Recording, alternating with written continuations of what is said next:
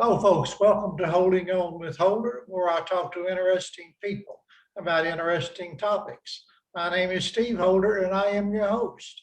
My guest this evening is Kaye Doran, life coach and shamanic healer. Welcome, Kaye. Thank you, Steve. It's great to be here, and I love these kinds of conversations. So it should be good fun. Yeah, it's interesting. We both speak English, but we don't sound nearly the same, do we? No. So for those who don't know who you are you? Tell us a little bit about you. About me? Well, a wife, a mother to four, and a grandmother to four beautiful grandsons. And for the past 30 years, I've been working with people in a healing capacity, in a coaching capacity, sort of educational and, transformative. And for longer than that, doing my own spiritual journey, I suppose. That's sort of a never-ending process. In my 40s, I downscaled my business and felt called to go out into the workforce. So I went out into the workforce for a little over 10 years, found myself in management, sales, team building, and a lot of bullying, Steve. There's a lot of bullying out there in the workforce by staff, by upper management. And I got to a point where I really felt like I was betraying my core values, and long story short, I ended up coming back to the work that I feel that I'm born to do. And I think the process of being out in the workforce and being bullied has given me a greater understanding of the people that I'm also working with. So if I'd only just been doing all my healing and coaching work for 30 years, there would be people going through experiences that would go, well, what do you know, Kaye? Do you know what I mean? So, and how easy it is for people to also get stuck in their comfort zone and come up with excuses and avoidance tactics. And that's, in my coaching side of it, that's where I love to help people get past. So you're a life coach. What exactly does that mean? I mean, what does that look like when you're working with someone?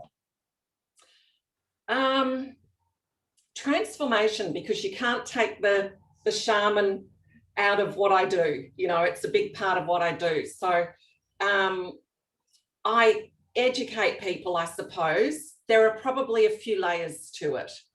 I'm very much about people really need to learn to meditate, because the process for me for leadership and life coaching it's that internal leadership, so we can lead ourselves through our own life. So I don't sort of run by a format that I've been taught. I've created my own platform and process. Then people can join me in a 12-week program. And that's really about the mind needs to be educated. We need to understand how we function and get more disciplined at that mental level. So I suppose it's sort of basics in terms of understanding the unconscious, influencing the subconscious, the role of the subconscious, and then sort of getting in touch with the voice of knowing. Some people call it intuition, some people call it, spirit. It doesn't really matter what name you give it. It's that internal voice that we have that's always guiding us into our highest direction, I suppose. And that's and understanding our emotions. So a lot of people in, I suppose, the new age community, and I might really be generalizing, but are very much about negative and positive, and fear is negative, and suppressing and getting rid of certain elements and feelings that we have. I'm very different. I'm very much about everything has a purpose and a role. And the more that we reject it, the louder it becomes, like a tantrum throwing child. So for me, for example, fear. Fear is not something to be feared. When you're going through a growth phase, or you have that inspiration to create change in a particular area of your life, you're going to need to get out of your comfort zone. So after that initial, buzz of the idea of what you want to change, then fear will be there. So fear to me is your friend. It's your signpost in life telling you under these circumstances, you're heading in the right direction. You're just going to have to grow and change and go through a period of discomfort because you're not yet that person yet. Does that make sense? Yeah, I found that you have to get out of your comfort zone in order to grow in any way. Absolutely. And in any area of your life, Yeah. whether it's financially, you know, whether it's relationship wise, whether it's, you know, health and well-being, or, you know, your own business or whatever your profession might be, the process that we go through is the same. Yeah. It's just that each time, you know, once you get comfortable in your new level comfort zone, if you like, if you're going to grow, you're going to hit that discomfort again. And then that fear is going to become your companion. And I'm all about integration, Steve, you know, integrating everything. So when I'm coaching people in that particular program called the Launching Pad, it's understanding that, it's understanding our tipping points. It's understanding that all those beliefs and stories that your unconscious is telling you, I'm not good enough, you know, I can't do this, I don't have the time, all the excuses are actually non-truths.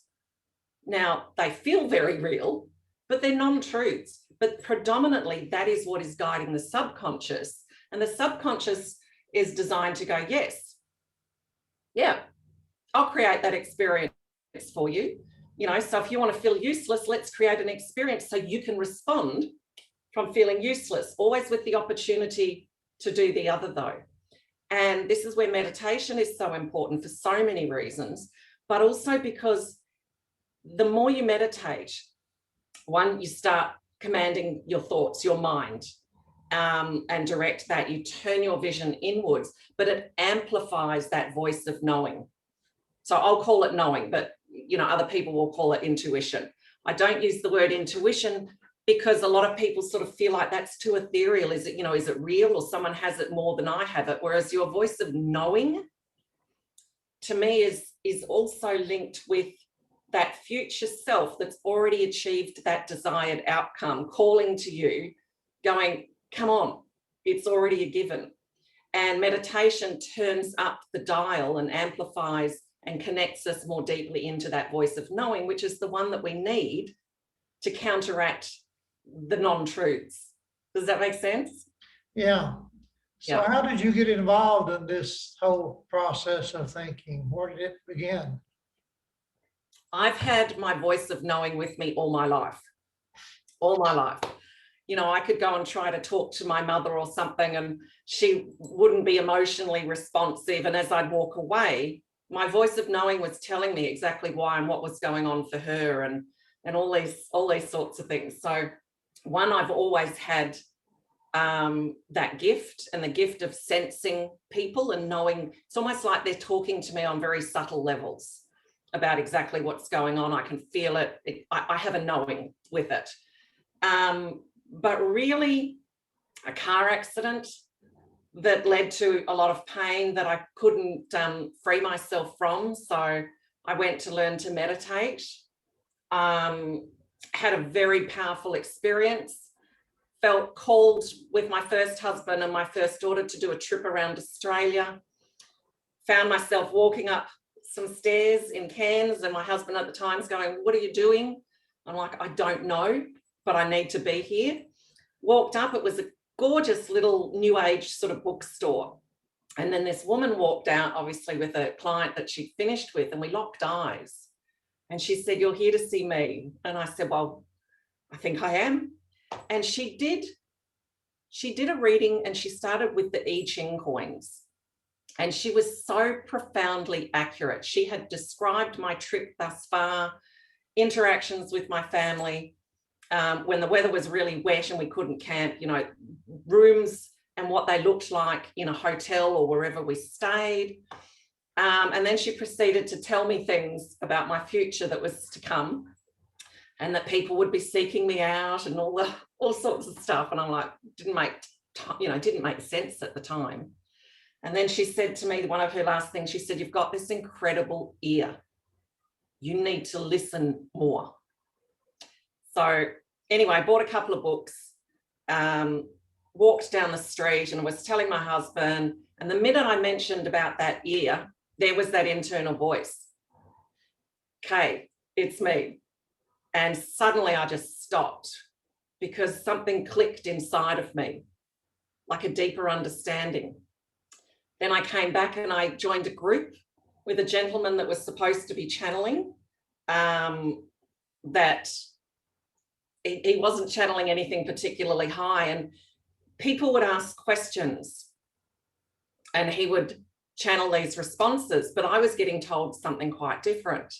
And eventually I'd start to choke up, so I'd have to speak what I was getting, and then people were getting chills and confirmation. Then he got us all involved with a Ouija board. All sorts of dark stuff was starting to happen in the house. His children were getting really disturbed and frightened. And he just relinquished and he said, you take over. He was scaring himself. And I'm like, well, I don't know why he's asking me. I'm sort of the student here. And then all of a sudden I knew exactly what to do to sort out the whole situation. So I decided I just want to meditate. People started to follow me. I went and sought other, people to teach me. The blessing in disguise was they all felt very threatened by me. They weren't particularly nice to me, but that was really powerful, Steve, because it forced me to come back and listen to my own knowing and be taught directly. And then I had an incident where I sort of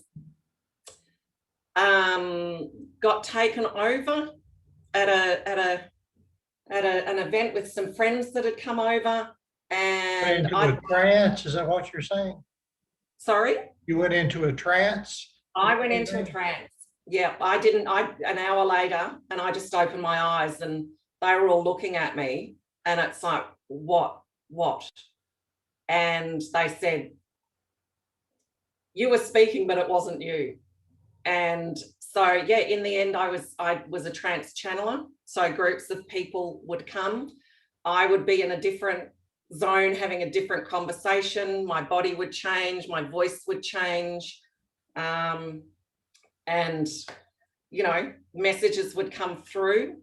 Some of them really powerful energetically. I was at a channeling group once, and I was holding on to the energy because I felt like, I was doing this. So I wanted everyone else to have a chance. But in the end, I had to speak because I was actually vibrating up off the chair. Crazy stuff that some people will listen to and just go, the woman's nuts. But I got to a point where it was starting to create pain in my body. I didn't remember a lot of my life because I was doing 2 big groups a night. I'd be asked to go to other groups. People then wanted to come and sort of had readings and healings. Healing started through these experiences. And I started to get a sense that it needed to be integrated, that I was no longer meant to be doing this. And I sought someone out to help me. And the first words he said was, he looked up at me and he said, you're doing something you're no longer meant to be doing. And I knew it. So I went back home and I meditated and I called on these energies that had been coming through me. And they said, exactly, it's about integration, Kaye. Listen to all the messages, because we used to take them. Listen to them.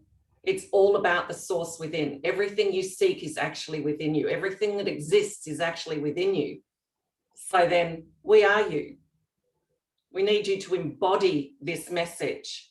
And then that is your message back out to the people about integrating what people perceive as their guides, integrating everything. The universe exists within us. So many people say that and then actually live the opposite of that. Or are you a psychic or a medium? I mean, I know your website, I think, says shamanic healing, and I was thinking something totally different than the direction you're going.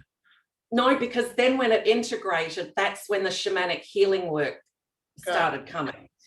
So I was giving birth to my babies while all of this was going on, and it seemed to be making me feel more emotionally unstable in this particular healing process, and realizing it's really, we don't need to go back there. It's all here. And I did a prayer and meditation, and then I got told and shown how to work with energy, how to work with sound tools, the importance of ceremony.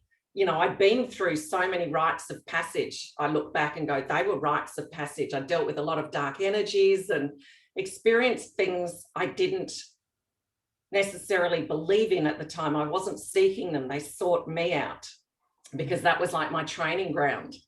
You know, so I always say to people, truth is beyond the shadow of the belief system. You know, say that again.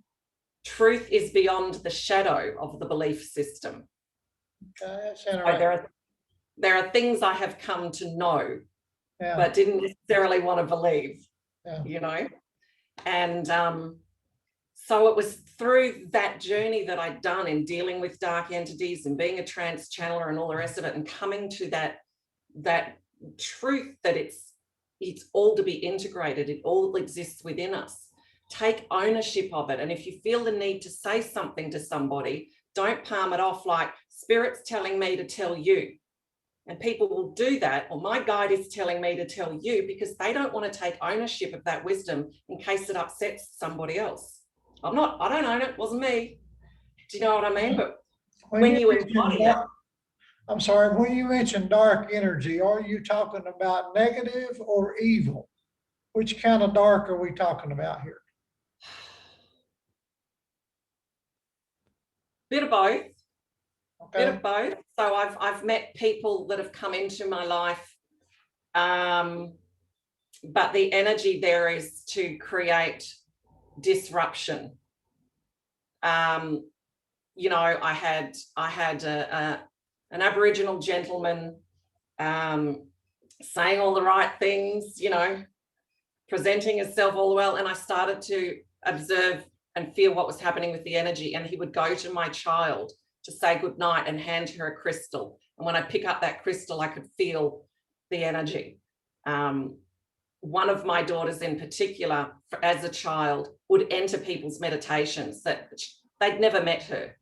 So she was scared in the physical world, but not in the spiritual realm.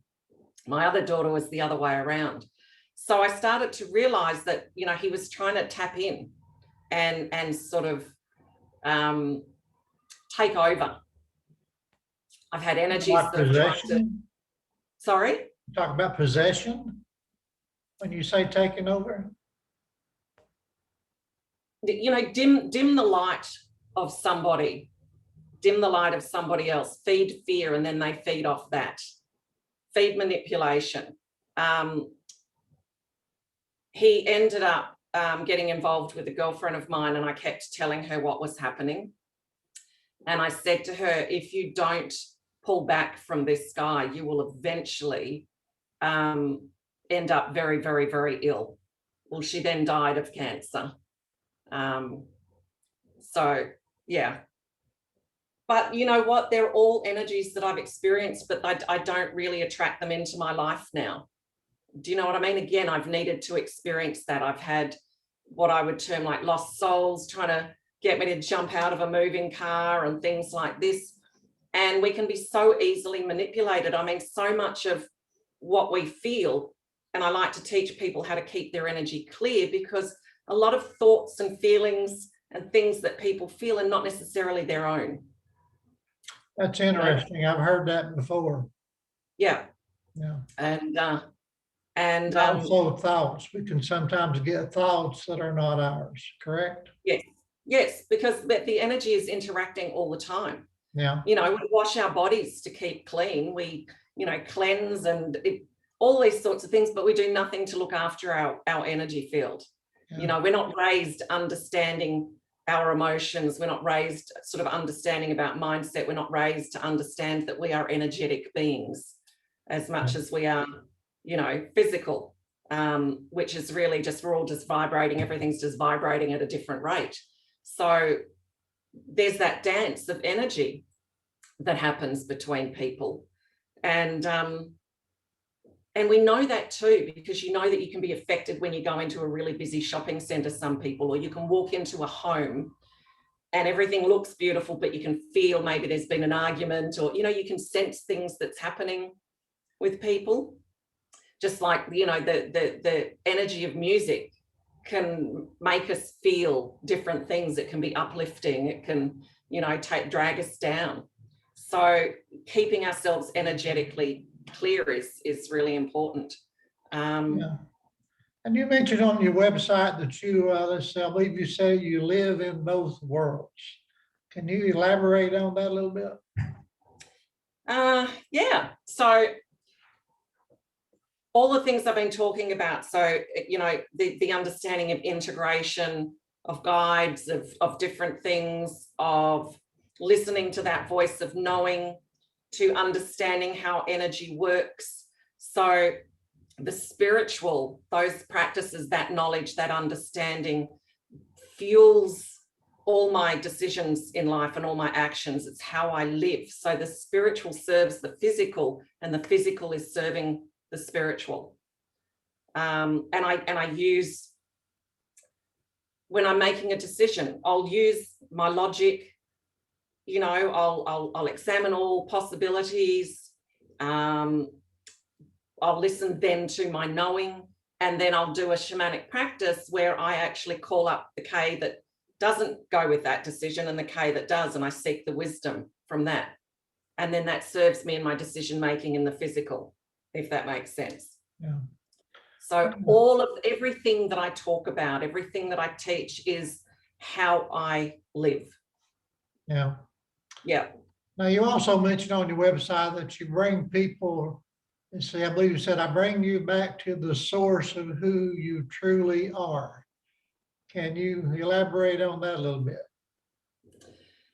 Yeah, well, as we come into this world, we get so heavily influenced and impacted by the perception of our experiences, by things that are said to us, expectations that others have on us, false beliefs and stories that we take on almost as that child to protect us. But again, it doesn't make it the truth. And then a lot of the time we're moving through our lives and through the world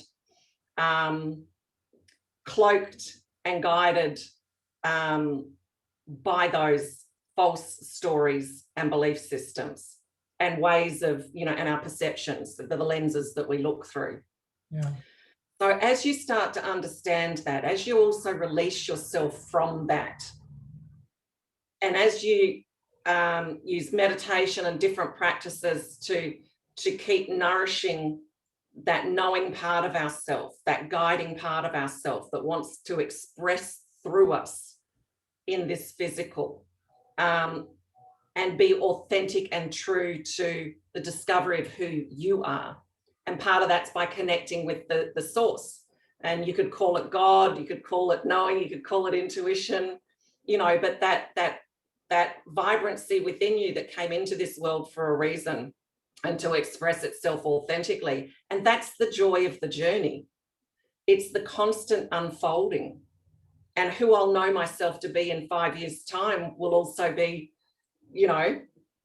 more expanded and varied than who I am today, because it's a continual unfolding, Yeah. a continual unfolding if you do the journey, but you can't bypass it. So a lot of people I had a woman come to me for a healing session for the shamanic healing work. She'd been listening to all these audio tapes on messing around with her Kundalini. Well, the energy moves via the experiences that we have and how we respond to those experiences.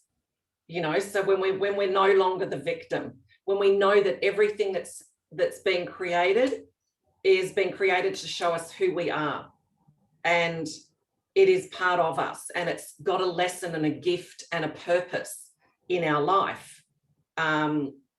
It just depends how we respond to it. So, something might happen that feels really challenging, but I'm always then, okay, what's the gift in this? And it's like when I look back over my last year, the series of events, I recently had a moment of sort of awakening to going, oh my gosh, that's why all of that had happened. And it is perfect.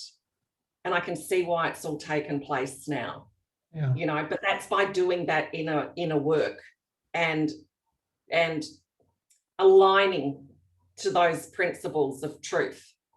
Yeah. So, I always say I can't see around corners. Do you know what I mean? You mentioned a 12-week course on your website, I think. Well, what's that all about? Does that kind of go along with teaching people to do what you're talking about? Yes, so on that one, we start with the level that is about getting past the comfort zone. So someone that's wanting to create a change in a given area of their life, but they feel stuck or they feel overwhelmed and they're coming up with excuses why they can't do it. That's designed to take them again through so they can understand the unconscious ruling the subconscious, so they can tune in and start listening to their voice of knowing. One of the first stages is also learning to lean in. You know, I think a lot of people are wanting everything to be completely easy, but there are times to lean into our life, to put our fear and our excuses and everything into the passenger seat and just drive. You know, sometimes it's a little bit like, have you ever been on a road trip with an annoying person? Won't stop talking? Yeah. You know, and eventually it quietens down. So sometimes we just need to know that another avoidance tactic is, another excuse is, oh, I need to heal that. Oh, I need to get rid of that. Oh, no, just know what it is and choose to put it in the passenger seat and drive your life anyway. And the more that you push through that, the quieter that will become. Does that make sense? Yeah. Yeah. Yeah. But I say to people, you wouldn't put a child in your front seat of your car, would you? So that's what a lot of people are doing. It's almost like, you know, all those false stories, all those things, it's like they're letting them drive their life.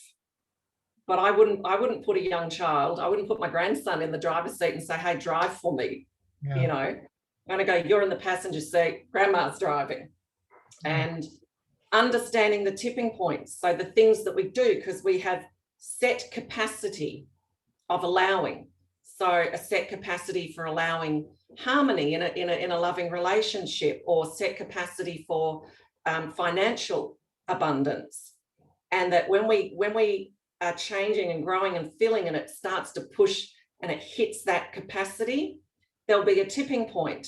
So you might create the argument in the relationship to bring things back to that level of comfort zone, or suddenly all unexpected bills come in or something. So, you know, to take that excess cash.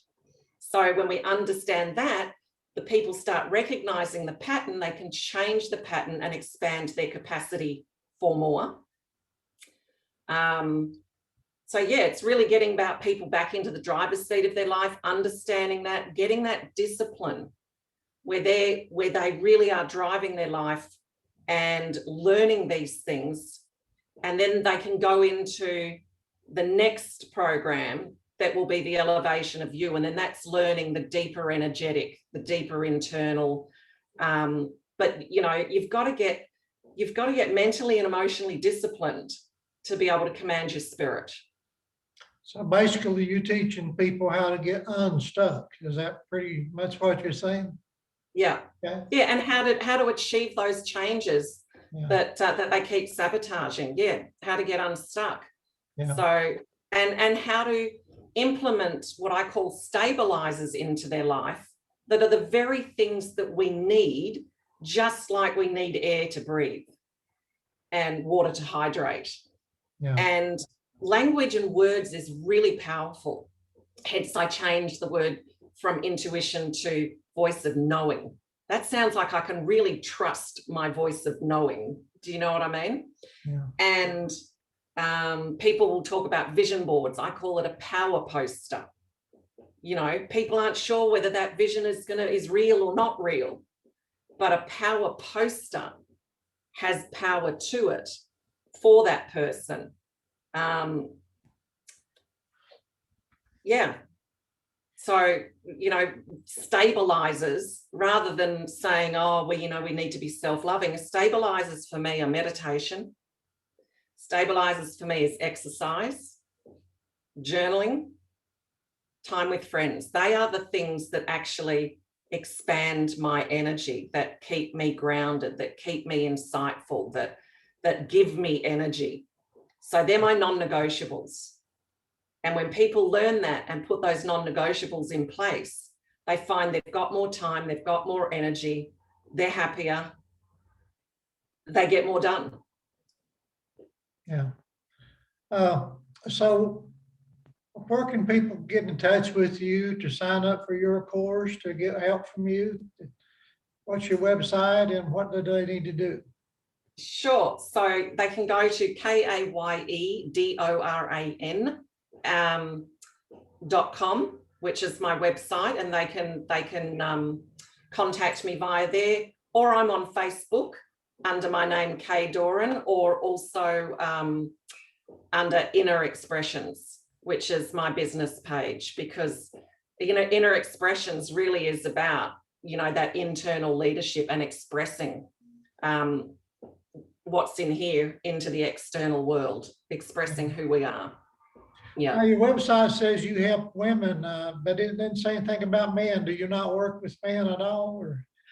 Look, previously I've worked with a lot of men. I just think because I've experienced so much that, there's been so much disconnect for women, and so much bullying and nastiness can take place between women. I sort of really honed on wanting to work with women, but I certainly, if some men cross my path and go, "Okay, I want to work with you," or "I want some healing work with you," absolutely.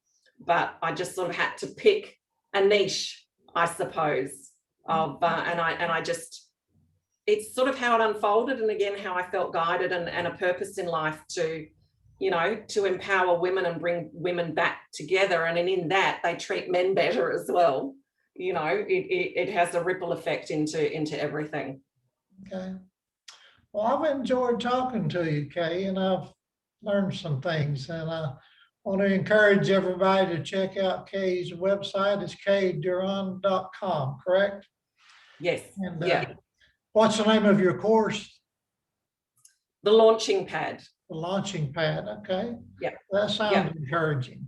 Okay. And I also do shamanic healing work, which I can do online as well. So they'll see that on my website as well. Okay. Well, good deal. Okay. Thank you for being my guest. I really appreciate it. And folks, be sure and check out Kaye's website. And thanks for tuning in to Holding On with Holder. Please subscribe to my channel, and feel free to share this video all over social media. Kaye, thanks again, and you have a wonderful evening. Thank you very much. Bye-bye.